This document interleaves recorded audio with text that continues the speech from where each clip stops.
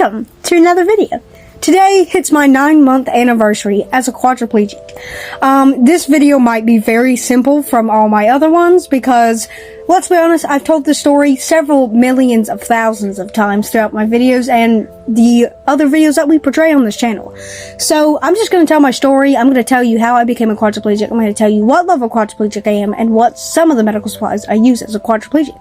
The main question I get asked is, how did I become a quadriplegic? And how I became a quadriplegic is, the story is quite simple.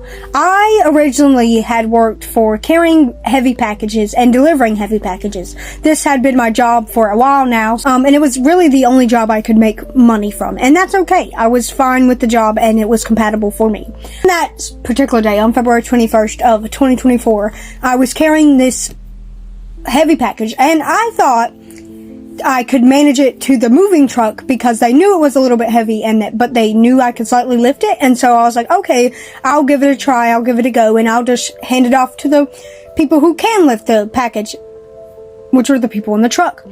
And so I start carrying the package and I start driving. Whoa, that's how you know I'm too fucking used to being quadriplegic.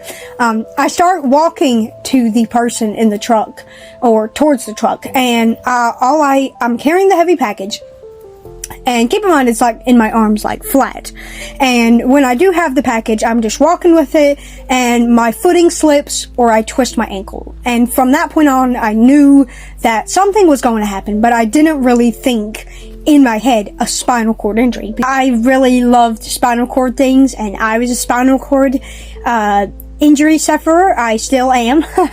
But at the time of Emmie's injury, I wasn't even 3 years in. I was months away. Because of the way I was carrying the package, it had landed on my chest and my neck, resulting me. Now we're on to the second question. What is my injury levels? My injury levels are C4, C5, C6, and T1, all incomplete. The reason why I'm an incomplete is because I can flex my right quad. Doesn't do anything for my walking, doesn't do anything really good for me, but that's the only reason why I'm classified as incomplete. And I have better wrist function than a C5 should have. I can move my wrist. It is called Tenodesis, and Tenodesis is basically the flexing back of your wrist or flexing inward of your wrist, which is something I don't have because I am a C5. I don't have any wrist flexion or Tenodesis because I am a C3, and that completely paralyzed my arms. And basically my arms are completely paralyzed besides my thumb, which is what I use to draw my joints. So, I have no use of my core, I have no use of my legs, I have no use of my triceps, but I do have use of my biceps and my tenodesis in my wrist. And so, that's just mainly my full function. My sensation, however, is a little bit different. So I cannot feel from the top of the armpit down, and my arms are a little bit different. On my hand, I cannot feel my inner thumb, my outer fingers, my inner palm, or my outer top hand. So I can't feel my hands at all. My wife, however, has actually more hand sensation than me. On my hands, I can feel the complete top hand. I cannot feel the inner palm. I cannot feel the outer fingers. I cannot feel the inner fingers. I cannot feel my wrist.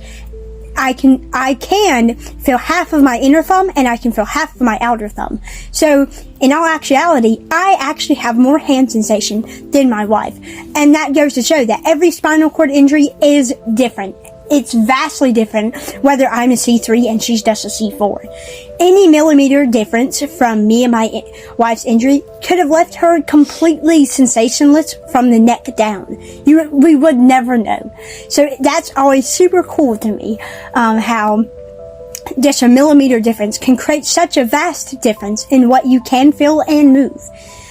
So, as you guys know, my wife's a C3, C4, C5, C8, T1, T10 complete quadriplegic.